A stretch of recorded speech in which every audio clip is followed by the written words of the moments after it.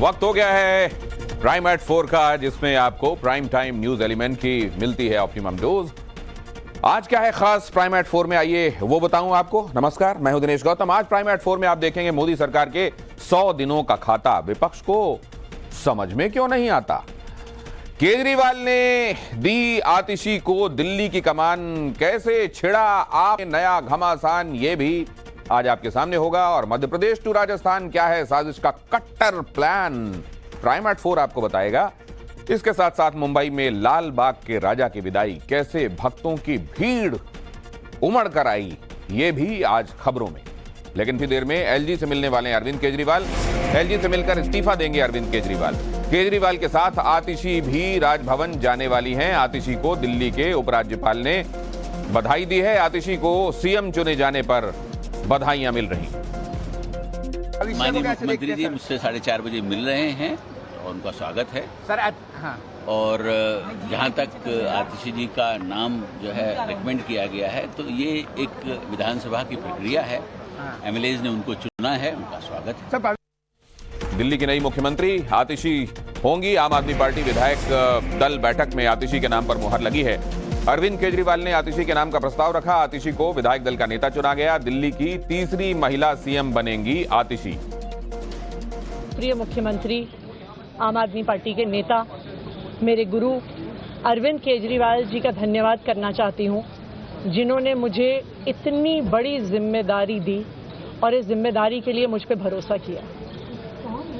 ये सिर्फ आम आदमी पार्टी में हो सकता है, अरविंद केजरीवाल जी के नेतृत्व में हो सकता है कि एक फर्स्ट टाइम पॉलिटिशियन एक राज्य की मुख्यमंत्री बने। मैं एक सामान्य परिवार से आती हूँ। शायद किसी और पार्टी में होती तो चुनाव की टिकट भी नहीं मिलती, लेकिन अरविंद केजरीवाल जी ने मुझ पर भरोसा किया, मुझे विधायक बनाया, मुझे मंत्री बनाया और आज मुख्यमंत्री बनने की जिम्मेदारी दी है। तो जैसा हम आपको लगातार बता रहे थे कि कई नाम जो हैं वो उस समय राउंड कर रहे हैं, लेकिन हम आपको ये भी बता रहे थे कि आतिशी का पलड़ा किस वजह से भारी है।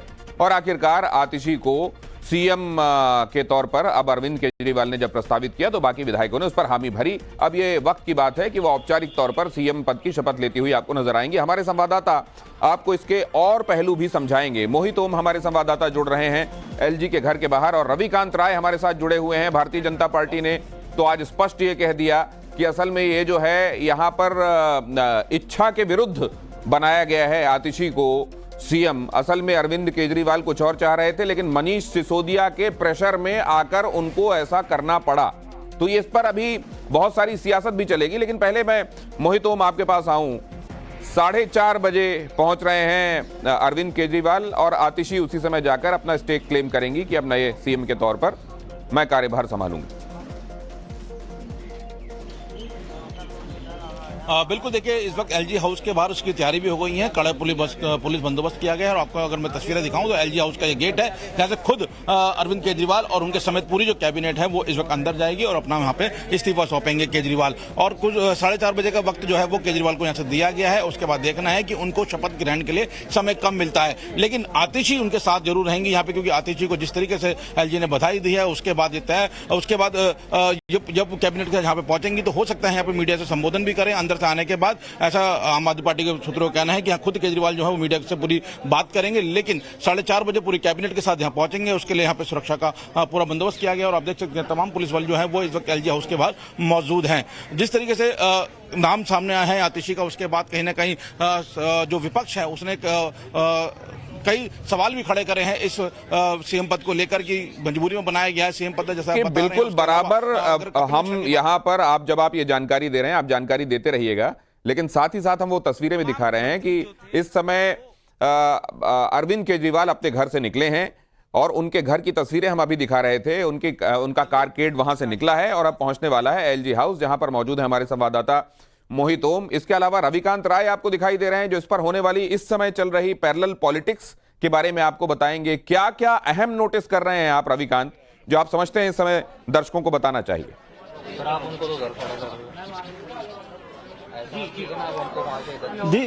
देखिए दिनेश, इस पूरे घटनाक्रम में सबसे महत्वपूर्ण बात यह है कि बीजेपी ये आरोप लगा रही है कि सुप्रीम कोर्ट ने जिस कंडीशन के साथ अरविंद केजरीवाल को बेल दी थी, वो मुख्यमंत्री के ऑफिस जा नहीं सकते, वो कोई फाइल साइन नहीं कर सकते, टेक्निकली वो मुख्यमंत्री हैं ही नहीं। ऐसे में अरविंद केजरीवाल एक मजे हुए नेता हैं और उन्होंने बड़ी समझदारी से मुख्यमंत्री पद से इस्तीफा देने का ऐलान किया और उसके बाद एक ऐसे व्यक्ति को चुना जा रहा है जो पूरी तरीके से उनके कंट्रोल में हो, उनके नियंत्रण में हो, ताकि पार्टी पर किसी भी प्रकार से सवाल यह है ना कि पहले तो इस्तीफा मांगा जा रहा था भारतीय जनता पार्टी की तरफ से, जेल से बाहर आने के बाद ये कहा जा रहा था कि अब थोड़ी भी नैतिकता, एक बूंद भी बची है तो इस्तीफा दे देना चाहिए। अब इस्तीफा मिल गया है, उस पर भी ये चल रहा है। मोहित ओम हमारे संवाददाता वहां मौजूद हैं जहां अरविंद केजरीवाल पहुंचने वाले हैं, आतिशी पहुंचने वाली हैं। जैसे ही वो वहां नमूदार होते हैं, पहुंचते हैं, दिखते हैं, हम आपको एक बार फिर से वहां लेकर चलेंगे।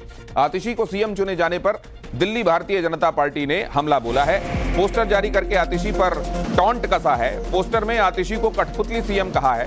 केजरीवाल और आतिशी का पोस्टर जारी किया है। यहां पर केजरीवाल के हाथों में स्ट्रिंग दिखाई दे रहा है, जैसे जो कठपुतली होकर नचाने वाला जो मदारी होता है उसके हाथ में इस तरीके के स्ट्रिंग होते हैं। और आप देख रहे हैं नीचे आतिशी दिखाई दे रही हैं। पपेट सीएम बताया गया है आतिशी को। और आतिशी के सीएम बनने से पहले भारतीय जनता पार्टी ने बड़ा अटैक किया। केंद्रीय मंत्री किरेन रिजिजू ने जोरदार हमला बोला कि क्या दिल्ली को अब ऐसे लोग चलाएंगे। आतिशी के परिवार ने अफजल गुरु की फांसी का विरोध किया था। किरेन रिजिजू ने कहा केजरीवाल ने मजबूरी में आतिशी को जिम्मेदारी दी है, यह वीरेंद्र सचदेवा का कहना है। नाम क्या है?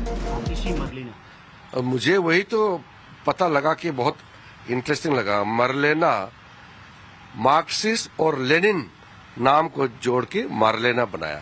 दिल्ली को कोई मार्क्सिस्ट लेनिनिस्ट चलाएगा क्या? हम आतिशी मरलेना कौन है क्या है मेरा उससे मतलब नहीं है, लेकिन विचार जो अफजल गुरु का तो फांसी हुआ, अफजल गुरु को फांसी नहीं होना चाहिए। पार्लियामेंट में अटैक किया, इनोसेंट लोगों को मारा, लेकिन फिर भी उसको फांसी नहीं लगना चाहिए करके आतिशी का ये परिवार वालों ने ही तो पूरा ये सिग्नेचर कैंपेन चलाया है। अरविंद केजरीवाल चाहकर भी अपनी मन मर्जी का मुख्यमंत्री नहीं बनवा सके। आतिशी को सारे विभाग दिए गए मनीष सिसोदिया के कहने पर, और मनीष सिसोदिया के दबाव में ही आतिशी को मुख्यमंत्री बनाया गया है। और मैं फिर कह रहा हूं कि चेहरा बदल गया है, लेकिन आम आदमी पार्टी का करैक्टर जो है, भ्रष्टाचारी करैक्टर, वो वहीं का वहीं है और दिल्ली की जनता उस भ्रष्टाचार का हिसाब मांग रही है। एक महिला को सीएम बनाया, लेकिन आतिशी को जवाब देना पड़ेगा कि जितने टाइम से वो मंत्री हैं, आज दिल्ली की सड़कों की हालत देखिए, पीडब्ल्यूडी विभाग वो देख रही हैं। अभी हमने उस दिन मुंडका से नांगलोई तक का जिक्र किया, दिल्ली की हर सड़क की यही हालत है। भारतीय जनता पार्टी के वार पर आम आदमी पार्टी ने पलटवार किया है। आम आदमी पार्टी के नेता सोमनाथ भारती ने इस पर हमला बोला है। भारतीय जनता पार्टी के बेस्ट सीएम से भी आतिशी बेहतर हैं, कहा है सोमनाथ भारती ने। पीएसी का फैसला सभी को मान्य है, सोमनाथ भारती ने आम आदमी पार्टी के भीतर इस फैसले को लेकर किसी फूट से भी इनकार किया। ये है कि आज अरविंद केजरीवाल जी और पीएसी ने जो डिसाइड किया, हम सबको मान्य है। और जो रामायण में भरत जी का रोल रहा, अगर आप देखें, इस देश का इतिहास रहा है। मुझे लगता है कि आतिशी जी का वर्डन और उनका जो दायित्व है इस वक्त, वो उसी प्रकार का। मैं तो बीजेपी को बोलूंगा, सबसे बेहतरीन सीएम अपना ले आए, और जो आतिशी जी हैं उनसे बातचीत करा ले। भाजपा के सबसे बेहतरीन सीएम से भी आतिशी बेहतर निकलेगी। पार्टी की सांसद स्वाति मालीवाल ने आतिशी के सीएम बनने पर अटैक किया। आज दिल्ली के लिए दुखद दिन है, कहा स्वाति मालीवाल ने। आतिशी के परिवार ने आतंकी का समर्थन किया था। भगवान बचाए दिल्ली वासियों को ऐसे सीएम से। आज दिल्ली के लिए एक बहुत दुखद दिन है। आज दिल्ली की मुख्यमंत्री एक ऐसी महिला आतिशी मारलेना जी बनने जा रही हैं, जिनके अपने परिवार ने आतंकवादी अफजल गुरु को फांसी की सजा से बचाने के लिए एक लंबी लड़ाई लड़ी। उनके अपने माता पिता ने कई बार राष्ट्रपति जी को मर्सी पिटिशंस, दया याचिकाएं भेजी कि अफजल गुरु को फांसी ना हो, कि अफजल गुरु निर्दोष हैं। और ये मुद्दा सीधे सीधे दिल्ली और देश की सुरक्षा से जुड़ा हुआ है। भगवान बचाए दिल्ली वासियों को ऐसे मुख्यमंत्रियों से। और स्वाति मालीवाल के इस बयान के बाद जैसा हमने आपको बताया, आम आदमी पार्टी ने कहा है कि कोई बात नहीं, आप इस्तीफा दे दो। आम आदमी पार्टी ने स्वाति मालीवाल से इस्तीफा मांग लिया है। आम आदमी पार्टी के नेता दिलीप पांडे ने निशाना साधते हुए कहा है कि राज्यसभा सांसद के पद से इस्तीफा दे दें स्वाति मालीवाल बीजेपी के टिकट पर राज्यसभा जाएं, उन्हें राज्यसभा में रहना है तो बीजेपी से अब टिकट ले लें। स्वाति मालीवाल बीजेपी की लिखी हुई स्क्रिप्ट को ही पढ़ती हैं। स्वाति मालीवाल जी ऐसी इंसान है कि जो राज्यसभा जाने के लिए टिकट आम आदमी पार्टी से लेती हैं, लेकिन प्रतिक्रिया देने के लिए, बोलने के लिए स्क्रिप्ट जो है वो भारतीय जनता पार्टी से लेती हैं। और मैं तो ये कहना चाहूँगा कि थोड़ी बहुत भी अगर शर्म हो, थोड़ी बहुत भी लज्जा हो, तो उन्हें आम आदमी पार्टी का राज्यसभा का टिकट त्याग देना चाहिए, राज्यसभा सांसद पद से इस्तीफा दे देना चाहिए। नरेंद्र मोदी के जन्मदिन पर बधाई देने वालों का तांता लगा हुआ है। राहुल गांधी ने भी सोशल मीडिया पर प्रधानमंत्री को बधाई दी है। केजरीवाल ने भी जन्मदिवस की शुभकामनाएं दी हैं। वाराणसी में योगी आदित्यनाथ ने हवन पूजन की और योगी ने कहा कि भारत के अमृतकाल के सारथी को जन्मदिन की बधाई। प्रधानमंत्री नरेंद्र मोदी जी का जन्मदिन है, उनको मैं शुभकामनाएं देता हूं, बहुत बहुत बधाई देता हूं और उनको दीर्घायु मिले, उनको देश की सेवा करने की शक्ति मिले, ये पूरे देशवासियों की तरफ से उनको आशीर्वाद मिले, क्योंकि हमारे देश को दुनिया में देश का नाम रोशन करने का काम आदरणीय प्रधानमंत्री मोदी जी ने किया है। सतायु हो परमात्मा की दया से जिस प्रकार से वो काम कर रहे, दुनिया के सबसे बड़े लोकतंत्र के सबसे बड़े नेता, जो विश्व मान्य नेता के रूप में स्थापित हुए हैं और जिनकी दूरगामी नीतियों कारण से भारत सैकड़ों नहीं हजारों वर्षों तक अपने एक अलग आभा मंडल के लिए अपनी भूमिका बना रहा है। हम सब कामना करते परमात्मा से उनको दीर्घायु हो। आज का दिन बहुत शुभ दिन है और हमारे आदरणीय प्रधानमंत्री नरेंद्र मोदी जी का जन्म दिवस है। मैं उनको उत्तराखंड की देवतुल्य जनता की ओर से बधाई देता हूं, शुभकामनाएं देता हूं। सभी देवी देवताओं से प्रार्थना करता हूं कि वो स्वस्थ रहें और लंबे समय तक उनका नेतृत्व हमारे देश को प्राप्त होता रहे। प्रधानमंत्री नरेंद्र मोदी के जन्मदिन पर भारतीय जनता पार्टी ने स्वच्छता अभियान को और बढ़ाया। बीजेपी शासित प्रदेशों में स्वच्छता ही सेवा पखवाड़ा फोर्टनाइट 15 दिन इसके मनाए जा रहे हैं। 2 अक्टूबर तक स्वच्छता ही सेवा मिशन ये चलाया जाएगा। कई जगहों पर रक्तदान शिविर आयोजित किया जा रहा है। कई जगहों पर जैसा मैंने आपको दिखाया स्वच्छता पखवाड़ा मनाया जा रहा है और अभी से लेकर गांधी जयंती तक ये स्वच्छता पखवाड़ा मनाया जाएगा। लखनऊ, देहरादून और रायपुर की तस्वीरें। के लिए चाहे कोई भी हो, सभी जागरूक रहते हैं। मैं आपको इतना ही कहूंगा कि संपूर्ण स्वच्छता सहयोग, इसमें जन सहयोग के बिना कोई भी काम संभव नहीं है।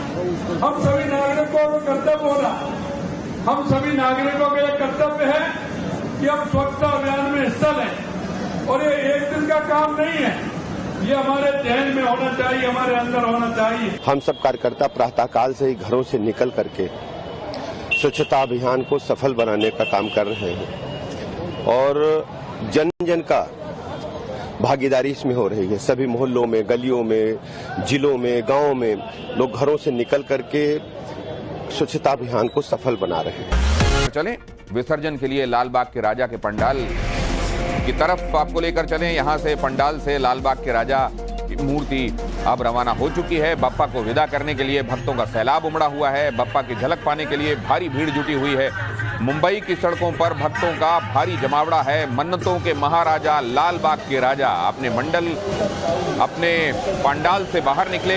बप्पा की आखिरी झलक इस साल और आशीर्वाद के लिए भारी जन सैलाब दिखाई दे रहा है। यहाँ पर इन तस्वीरों में भी आपको अंदाजा लगेगा, जहाँ देखेंगे आप ऐसा लगेगा कि एक जन सैलाब है और बप्पा को आतिशबाजी के साथ, अबीर गुलाल के साथ विदाई दी जा रही है। आज अनंत चतुर्दशी है और बप्पा गणेश चतुर्थी को भक्तों के बीच आते हैं और अनंत चतुर्दशी को उनके बीच से साल भर के लिए विदा लेकर जाते हैं। ये बप्पा के भक्तों के लिए भावुक करने वाला मौका होता है। मुंबई में गणपति विसर्जन की शोभा यात्रा निकल रही है। परेल इलाके से गणपति की मूर्तियों को निकाला गया। 23 फीट विशाल लालबाग की मूर्ति, जैसा मैंने आपको बताया, निकाली गई। उड़ते गुलाल, ढोल ताशों पर झूमते गाते भक्त अपने बप्पा को विदाई देने के लिए उमड़ पड़े।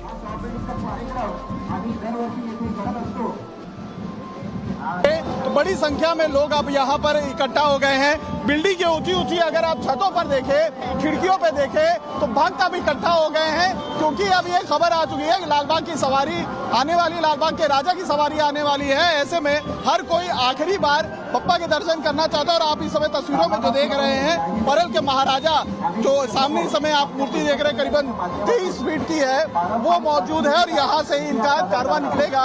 और लोग जो भक्त है यहाँ पर वो मौजूद है और सब इस समय नम आंखों से ही सही, दुखी मन से ही सही विसर्जन के लिए दर्शन कर रहे हैं। लेकिन इस खुशी के साथ भी कि पुरचा वर्षी लौकरिया यानी अगले बरस तो जल्दी आ, इस बात की खुशी भी भक्तों में देखने को मिल रही है। और इस बीच इससे जुड़ी एक बड़ी खबर आपको बता दूं, गणेश विसर्जन को लेकर खुफिया एजेंसियों ने अलर्ट साउंड किया है। महाराष्ट्र में दंगे भड़काने की साजिश इस दौरान हो सकती है। एजेंसी सावधान कर रही है इस मामले में। एजेंसियों को दंगा के संदर्भ में, दंगे फैलाए जाने के संदर्भ में साजिशों का पता चला है, ऐसा सोर्सेज बता रहे हैं। माहौल बिगाड़ने की फिराक में हैं कई असामाजिक तत्व। एआई और डीप फेक वीडियो से अफवाह फैलाने की साजिशें भी रची जा रही हैं। एजेंसियों ने इस बारे में भी सूचना दी है। सूत्रों के हवाले से ऐसा पता चला है।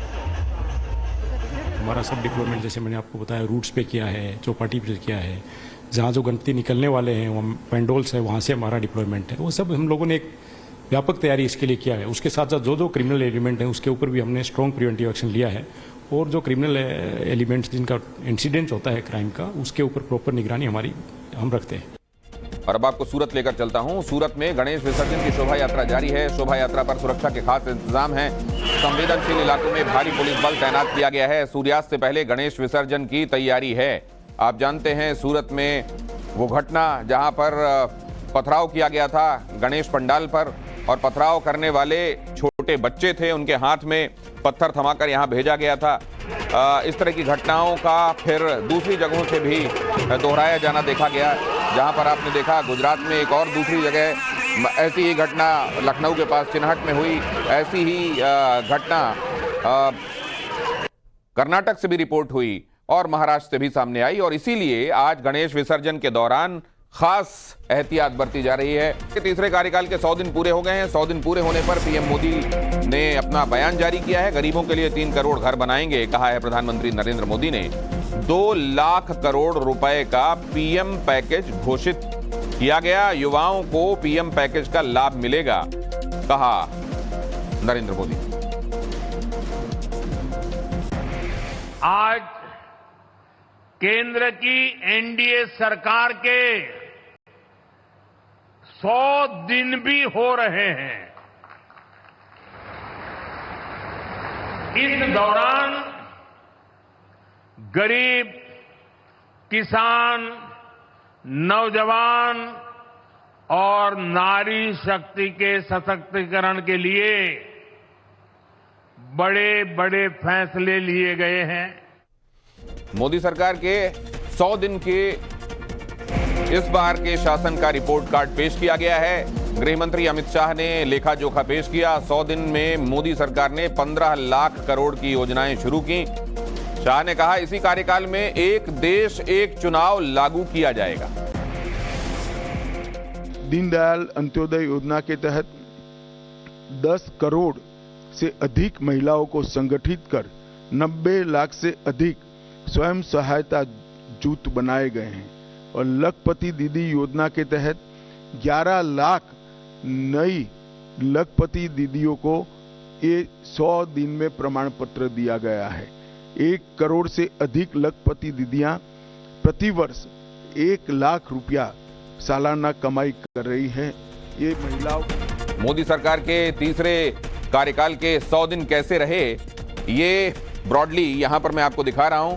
100 दिनों में लगभग 15 लाख करोड़ रुपए की परियोजनाएं शुरू की गई हैं।